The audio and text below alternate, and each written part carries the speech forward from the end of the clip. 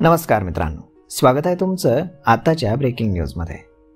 मित्रांनो, विधानसभा निवडणुकीच्या तोंडावरती महायुती सरकारनं आणलेल्या लाडकी बहीण योजनेच्या अंमलबजावणीमध्ये महत्त्वाची भूमिका बजावणाऱ्या अंगणवाडी सेविका अजूनही उपेक्षितच आहेत।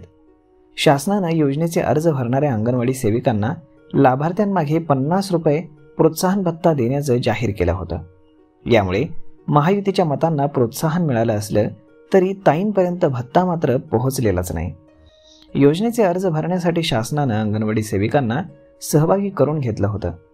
योजनेचा जास्तीत जास्त महिलांना लाभ देता यावा हा यामागचा मूळ उद्देश होता।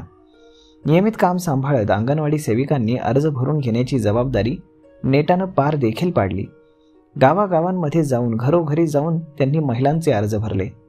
रायगड जिल्ह्याचा विचार करता 6 लाखांहून अधिक महिलांना या योजनेचा लाभ मिळू शकला, परंतु ज्या अंगणवाडी सेविका या योजनेच्या अंमलबजावणीसाठी राबल्या त्यांच्याकडे मात्र शासनाचं दुर्लक्ष आहे।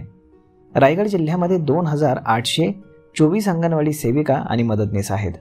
त्यांनी 2,70,000 महिलांचे ऑनलाईन अर्ज भरून घेतले। शासनाच्या नियमानुसार 1,35,00,000 रुपये प्रोत्साहन भत्त्याची रक्कम अपेक्षित आहे। निवडणुकीमुळे अंगणवाडी सेविका आणि मदतनीस यांना मोबदला मिळाला नाही। आता महिला आणि बालविकास खातं कुणाकडे जातं याचीच आम्हाला प्रतीक्षा आहे। नव्या मंत्र्यांकडे ही आमची पहिली मागणी असेल, असं राज्य अंगणवाडी कर्मचारी संघटना यांनी सांगितलंय। त्यानंतर मित्रांनो, अशा पद्धतीनं लाडक्या बहिणींना पैसे मात्र मिळाले, परंतु लाडक्या ताई मात्र उपेक्षितच राहिल्या। तर मग मित्रांनो, आता हे पाहणं जास्त गरजेचं आहे की आता सरकार हे पैसे नक्की देणार तरी कधी।